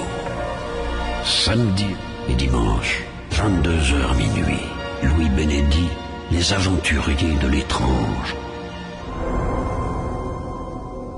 Les rêves prémonitoires, c'est le sujet des aventuriers de l'étrange sur Sud Radio ce soir avec le docteur Bernard Auriol de l'Institut Métapsychique International et Pierre Massias du site internet psylande.org. 0826 300 300, vous pouvez nous appeler, Morad est au standard pour recueillir vos témoignages, ou vous nous envoyez au 71 200 vos SMS, vous tapez Sud, vous laissez un espace, vous rédigez votre texte et vous l'envoyez au 71 200. Raymond, bonsoir. Bonsoir. Comment allez-vous, mon cher Raymond? Moi, ça va, et vous? Eh ben, écoutez, parfait, ça va, tout va bien. Quand je suis à l'antenne, tout va bien. Vous avez donc, Raymond, fait un rêve prémonitoire qui remonte à pas mal de temps. Oui. D'ailleurs, quand on en a parlé pour préparer l'émission ensemble, qui remonte exactement au 13 mai 1981. Ah oui, c'est pas hier matin, non? Non, c'est vrai. Alors, racontez-nous ce rêve. Ce rêve, c'était plutôt un cauchemar. Tout simplement, le soir, je me suis couché, comme d'habitude. Ouais. Et j'ai tout simplement rêvé l'attentat du pape Jean-Paul II. Oui. Alors, ça s'est passé comment? Qu'est-ce que vous avez vu exactement? J'ai vu, je sais pas si je me trouvais dans la foule ou dans la voiture du pape. J'ai vu une main se tendre avec un revolver et un coup de revolver est parti, atteignant le pape. Oui. Tout simplement. Voilà. Et donc là, je peux pas savoir si le pape était mort, si le pape était blessé. Mais l'effet bizarre que ça provoque, est-ce que j'étais vraiment dans l'histoire ou pas? Ça, c'est... C'est assez difficile à vivre. Ouais. Et vous vous êtes réveillé le matin, vous l'avez raconté à quelqu'un, ce rêve qui vous a un petit peu chamboulé? Non, je l'ai pas réveillé, je l'ai pas raconté le jour même. Oui. Pendant plusieurs jours, c'est vrai que ça me trottait à la tête. Oui. Et oui, un jour, j'ai fini par en parler. J'ai fait un cauchemar, là, c'est bizarre. Mais ça restait comme ça, quoi. Ouais. Vous avez fait ce rêve combien de temps avant l'attentat du pape Jean-Paul II?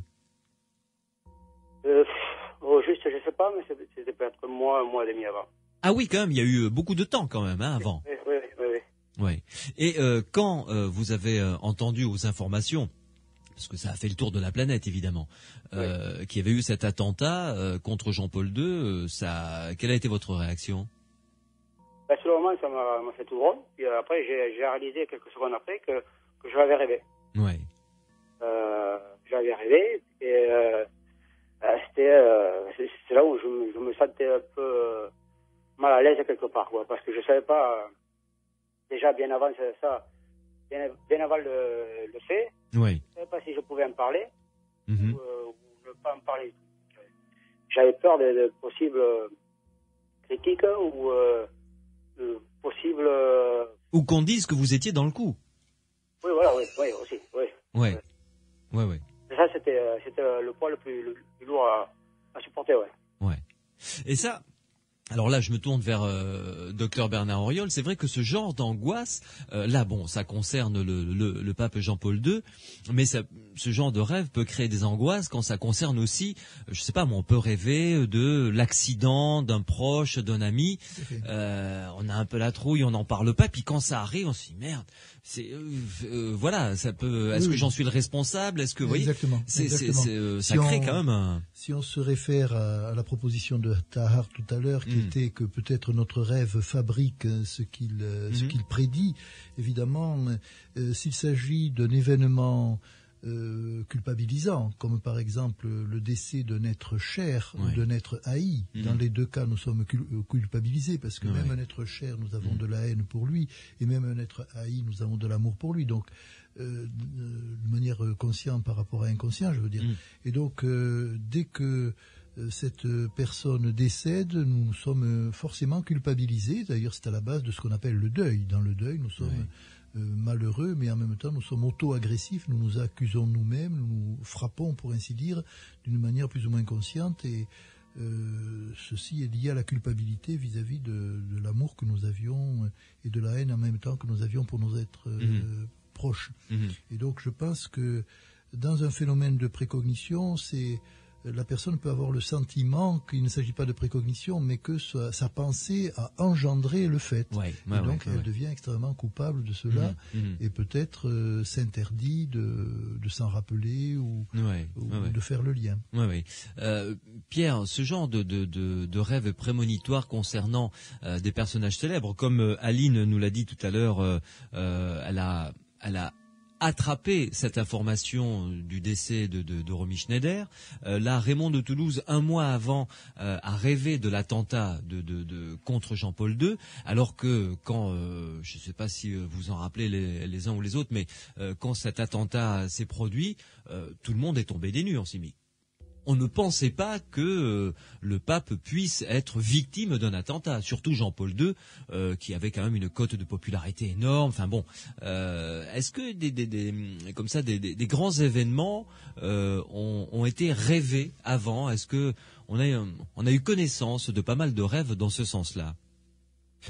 Oui, tu évoques l'attentat du pape, mais qu'on a attribué d'ailleurs, enfin on a attribué à Nostradamus une prédiction à ce propos-là, après coup. J'ai pas de cas précis. Bernard Auriol aurait pu parler du Titanic. Bon, donc que Bertrand Meust a investigué d'ailleurs précisément. Il y a encore des discussions autour de ce cas-là, mais pour lequel un auteur américain, Robertson, avait écrit un livre décrivant donc la catastrophe du Titanic quelques 10 ans avant l'événement. Oui, avec le nom du bateau qui était le Titan, qui avait la même taille, la même jauge, la même, voilà, de choses de caractéristiques des coïncidences assez colossales, pouvant correspondre.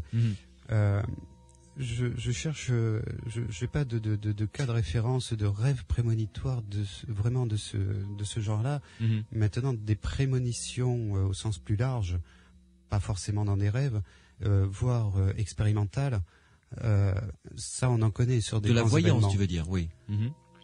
Attention, là je parle prémonition. C'est-à-dire avoir une information sur le futur. Oui. Donc on peut associer ça à la voyance dans le sens large, mais comme je le disais tout à l'heure, je n'aime pas utiliser ce terme-là. La clairvoyance, à ce moment-là. La clairvoyance, il faut bien poser les choses. La clairvoyance, c'est au moment présent. C'est la connaissance d'un événement, d'une situation, d'un élément, mais qui est maintenant, mais qui est situé de telle manière qu'on ne peut pas en avoir une connaissance normale. D'accord. Mais c'est bien au présent. D'accord. Ça reste au présent. Voilà. C'est pour ça qu'on a amené le terme de précognition, prémonition, qui lui donne accès à un événement caché futur. D'accord. Comme de la même manière, on parle de post-cognition quand on a un élément on chope une information cachée dans le passé. D'accord. Voilà. Ok. Très bien. Concernant le 11 septembre, par exemple, il n'y a pas eu de rêve prémonitoire qui, je suppose qu'un tel événement a peut-être été par des personnes sensibles rêvé de manière plus ou moins symbolique, je ne sais pas, mais non, on n'en a pas entendu parler après. Je suis persuadé qu'il en existe, mais j'ai pas les cas précis. Je peux pas décrire. Oui, il y a eu, d'après ce que je sais, il y a eu un certain nombre de gens qui ont dit oui, j'avais rêvé des choses qui le prédisaient. Bien sûr. Mais évidemment, quand il s'agit d'un événement aussi important, aussi massif, on s'attendrait, si la seule qualité émotionnelle de l'événement était à la base de ce type de phénomène, on s'attendrait à ce qu'une très grande quantité de gens aient eu cette précognition. Oui. Or, ce n'est pas vraiment le cas. Donc, il y en a eu, mais vu que beaucoup de gens ont pu ramener à cette précognition des rêves angoissants qu'ils avaient faits, qui étaient relativement... qui faisaient partie des rêves angoissants, normaux, quoi. Voilà, qu'ils auraient eu peut-être sans cette explosion. Ouais. Donc, on peut penser qu'il n'y a pas un lien extrêmement strict entre l'importance émotionnelle de l'événement pour la collectivité et le fait qu'il y aurait beaucoup de personnes qui en auraient une précognition. Je pense que la précognition est probablement un phénomène très personnel, très individuel, et peut-être lié éventuellement à son utilité par rapport à notre survie, comme de même que le fait d'avoir faim nous permet de ne pas mourir parce que nous nous nourrissons. Le fait d'avoir des désirs sexuels fait que l'espèce perdure alors qu'elle autrement elle s'éteindrait, etc. Donc je pense que la précognition a probablement, comme tout ce qui nous concerne, un rôle, et que peut-être le fait de prédire, d'avoir la précognition de l'explosion des tours du 11 septembre n'aurait pas empêché l'événement et n'ont pas d'intérêt évolutif particulier. Oui. Est-ce que on peut proposer, Pierre, à nos auditeurs des aventuriers de l'étrange, leur proposer que quand ils ont un rêve prémonitoire, dont ils pensent que c'est un rêve prémonitoire concernant du monde, c'est-à-dire concernant la France, concernant le Sud-Ouest, concernant un effet d'actualité, à ce moment-là, qu'ils nous l'envoient, qu'ils l'écrivent, qu'ils nous l'envoient scellé. On ne l'ouvre pas, on le garde, on a le nom de la personne, on a ses coordonnées, la date de réception de cette enveloppe, avec un résumé de ce que c'est, on l'arrange, et puis si l'événement se produit, à ce moment-là, on la ressort, on l'ouvre et on compare. Ça pourrait être intéressant, ça. Oui, on est là dans des cas donc spontanés, de ce qu'on appelle des cas de terrain. On peut essayer de mettre en place ce genre de protocole. Il va falloir peut-être y penser un tout petit peu plus. Oui, avant pour le mettre en place. Il y a des possibilités on va dire de fraude. Oui. Donc il faut y penser un minimum. Ça peut être résolu quand même assez facilement.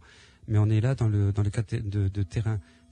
Et pour les prémonitions, on n'a pas abordé là le cas de l'expérimentation.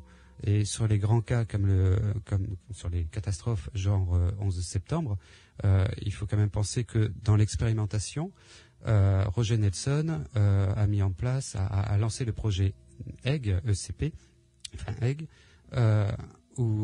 dans lequel il essaye de corréler des événements majeurs sur la planète avec le comportement de générateurs aléatoires.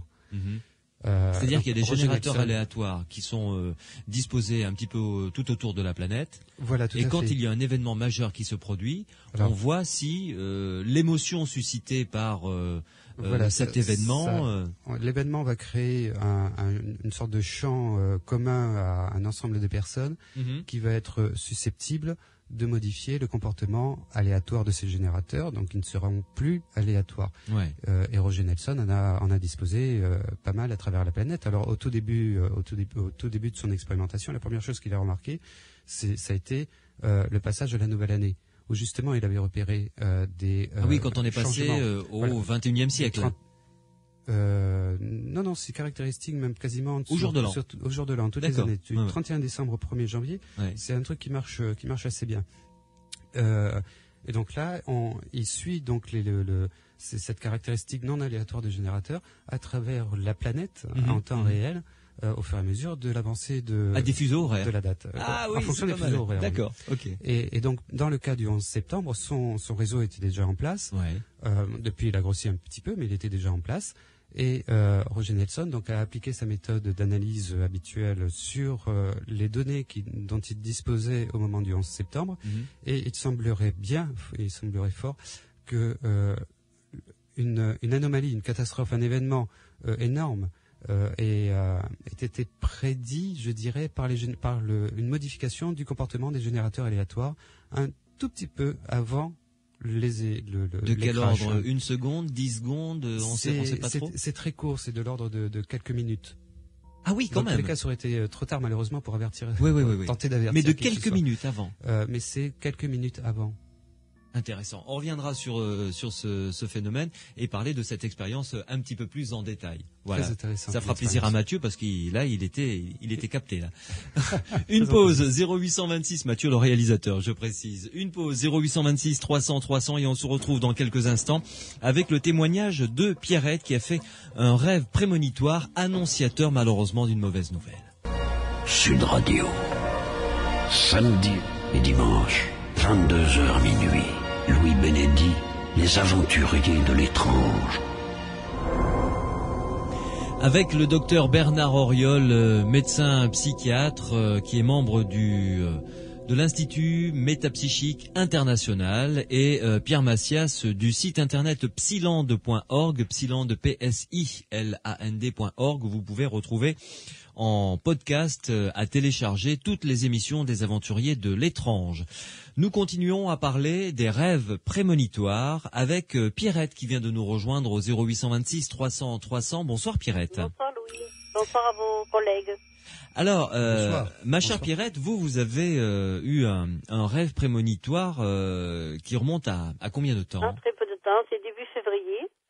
Ah oui, effectivement, c'est très court, oui. Voilà, j'ai fêté mon anniversaire le 24 et donc j'avais invité ce jeune homme donc qui est décédé pour mon anniversaire. Et puis juste une semaine avant mon anniversaire, son collègue qui travaille avec lui, comme ils sont éducateurs tous les deux, m'a prévenu que il était décédé, il s'est tué le lendemain, le jour que j'ai fait le rêve, c'était à 5h du matin parce que ça m'a réveillée.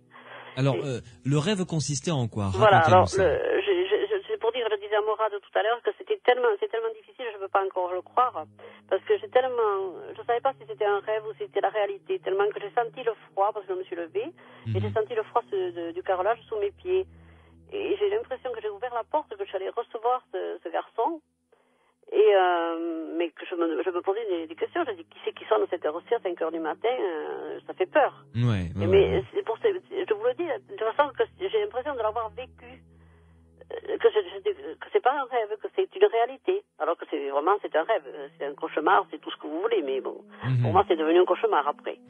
Alors, le rêve c'est quoi? Il commence comment? J'ai rêvé que je me levais, quelqu'un a sonné, j'entendais sonner, je me suis levée pour aller ouvrir la porte. J'ai ouvert la porte et il faisait nuit. Je demandais qui c'était qui était là, personne ne me répondait. J'ai entrouvert et la personne s'est glissée entre la porte d'entrée et l'interphone. Et j'ai mis ma main sur la personne pour l'empêcher de continuer d'avancer. Et cette personne ne portait pas de vêtements sur son bras. Son bras était nu. D'accord. Et chaud. Et il ne parlait pas, il ne me répondait pas. Et je lui dis, qui c'est il répondait pas, alors je lui dis, va-t'en. Il s'est reglissé, il est reparti. Avec un grand sourire, j'ai vu ses grandes dents blanches parce qu'il était noir. Oui.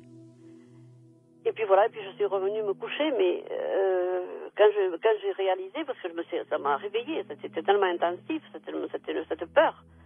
J'ai dit, pourquoi il est venu me voir à 5h du matin? Enfin, vous voyez, Louis, c'est encore à l'heure actuelle, je ne sais pas si c'est un rêve ou si c'est une réalité. Oui, mais vous avez reconnu son visage?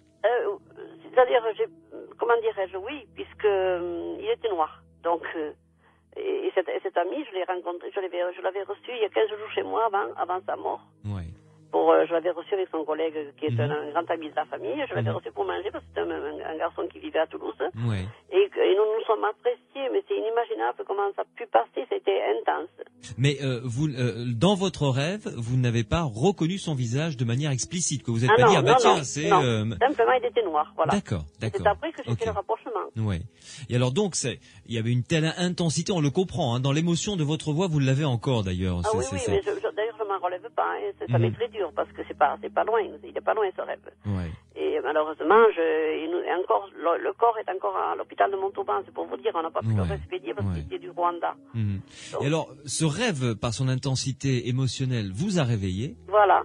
Et j'ai regardé l'heure. Oui. Et j'ai dit 5h du matin. Alors, je me suis perturbée. Je disais, mais j'ai rêvé ou j'ai pas rêvé? dit, mais qu'est-ce qui se passe? Je suis revenue à la porte, parce que je dis, c'est pas possible. Là, réveillé, hein, vous étiez réveillé là, ce là, j'étais réveillée après. Oui, j'étais réveillée parce que c'était tellement intense que ça m'a réveillée. Et vous êtes allé à la porte? Et je suis revenue à la porte et j'ai ressenti ce froid au pied. Alors, je me suis posé des questions. J'ai même appelé mon fils à 5h du matin, qui est à Pézenas, dans l'Hérault, pour lui faire part de mon angoisse. Il m'a dit, maman, mais écoute, pourquoi? C'est un rêve, t'as fait un cauchemar, et rendors-toi, couche-toi et rendors-toi. Puisque tu es allé voir qu'il n'y a personne, il n'y a personne, et puis ne t'amuse pas d'aller ouvrir la nuit comme ça, il me dit. Parce que vous voyez, c'était il était inquiet, oui, je comprends. Incroyable, même pour moi, c'était tellement fort. Et puis, bon, j'ai dit, bon, c'est un cauchemar, et puis c'est tout. Bon, je suis passée là-dessus. Et le lendemain, j'avais mon frère et ma belle-sœur qui étaient là l'après-midi. Je reçois un coup de fil de Patrick, son collègue éducateur, qui m'annonce la mauvaise nouvelle. Il s'était tué le lendemain. C'est-à-dire, j'ai fait le rêve de 5h du matin. Mettons, le jeudi, je vous dis n'importe quel jour, hein. Et le vendredi soir, non, le jeudi matin, j'ai fait le rêve à 5h du matin, et le jeudi soir, à 7h du soir, il s'est tué. D'accord. Entre Montauban et Cassel-Sarrazin. Il s'est tué comment? En voiture. En voiture, c'était un accident. Il a perdu le contrôle, on ne sait pas, je ne sais pas si encore, il a perdu le contrôle, enfin, il est rentré dans une autre voiture, hein. Et heureusement, mon Dieu, on a dit, tout le monde a dit, heureusement qu'il a tué personne, parce que c'était un couple qui avait dans la voiture et un enfant, mais lui, il est mort sur le coup. Voilà, et depuis, je suis avec ce mauvais cauchemar. Je me dis, est-ce que tu es porteuse de mauvais augure? Est-ce que je me culpabilise? Mais simplement, vous avez connu la chose, et bien sûr, vous n'y êtes pour rien, mais vous vous demandez si, par hasard, vous n'y seriez pas pour quelque chose. Voilà, tout à fait. Qu'est-ce que vous en pensez? Je pense que vous l'aimiez beaucoup et que certainement... Ah oui, mon Dieu, oui, beaucoup. Vous êtes simplement informé, vous avez été simplement informé par cette affection de ce qui lui arrivait, quoi. Voilà, et je vous dirais même que pendant 2 ou 3 jours, ça m'a traumatisé beaucoup, puisque j'en suis encore, mais au bout de quelques jours, j'ai réalisé, mais j'ai dit, mais à Patrick, donc son collègue, j'ai dit, mais Patrick, mais alors il est venu me dire au revoir. Voilà comment j'ai analysé après. Oui, je comprends, oui. Quelques jours après, je suis même venue à l'enterrement à Toulouse et tout. Comme si c'était son âme, pour ainsi dire, qui était venue vous voir. Voilà, tout à fait. Et c'était positif, c'était vraiment cette visite, ce visage que j'ai vu avec ses grandes dents blanches. Souriant, il m'a fait un grand sourire, j'ai vu que les dents blanches, c'est tout ce que j'ai vu. Et alors en plus je vous dis ça, j'ai vu, je suis malvoyante. Vous vous rendez compte? C'est doublement, je sais pas comment dire, comment expliquer. Oui, donc vous voyez un petit peu, mais pas... Voilà, je suis très malvoyante, je vois un tout petit peu, mais il était noir, ça je suis sûre qu'il était noir. Et j'ai vu ces grandes dents blanches, c'est tout ce que j'ai vu. Puis il s'est reglissé sans rien dire, il est reparti. Et je lui ai dit, va-t'en. Oui, parce que vous pensiez que c'était un intrus, quelqu'un qui venait vous embêter. Voilà. Oui. Mais en plus, ce qui est vraiment, je dirais pas horrible, je sais pas, je ne trouve pas de mots, c'est que ça ne m'a pas fait peur. Oui, il était amical. Voilà, tout à fait. On me voulait pas de mal. Oui, ça vous l'avez ressenti, oui. Voilà, j'ai ressenti ça, oui. Et vous savez, Louis, je ne sais pas si vous vous rappelez de moi, mais j'ai beaucoup participé à vos émissions avec Monsieur Lignon. Et je suis quelqu'un qui, si vous vous rappelez, je pressens la mort. D'accord. Vous voyez 15 jours avant ou un mois. Mais souvent, et là, vous l'aviez senti, là? Et bien là, je l'ai senti la veille. Même pas la veille, le jour même. Puisque c'est à 5h du matin que j'ai fait le rêve et lui s'est tué à 7h du soir. Ouais. Donc, est-ce qu'on peut appeler ça aussi pressentir? Je sais plus où j'en suis. Ouais. Ça m'inquiète beaucoup parce que ça me perturbe et je sais pas quoi faire et on peut rien faire, je pense. Docteur Bernard Royol, qu'est-ce qu'on peut dire à Pierrette pour la rassurer que ce n'est pas elle qui est en cause, que c'est peut-être une hypersensibilité qui lui permet malheureusement d'attraper des informations avant les autres et que c'est vrai que ça peut être un phénomène tout à fait perturbant. Oui, c'est perturbant, mais en même temps, c'est le témoignage, pour ainsi dire, de l'affection qui était entre elle et ce monsieur. Et je pense évidemment que c'est plutôt positif que négatif, mais je comprends aussi qu'elle s'en culpabilise, comme on l'expliquait tout à l'heure. Chacun des êtres que nous chérissons, en même temps, il y a des sentiments ambivalents, comme on dit, c'est-à-dire dans l'autre sens, qui sont plus ou moins conscients et qui, à ce moment-là, prennent le pas quand il arrive un malheur sur les sentiments différents. Merci en tout cas, Pierrette, de nous avoir rapporté ce témoignage plein d'émotions.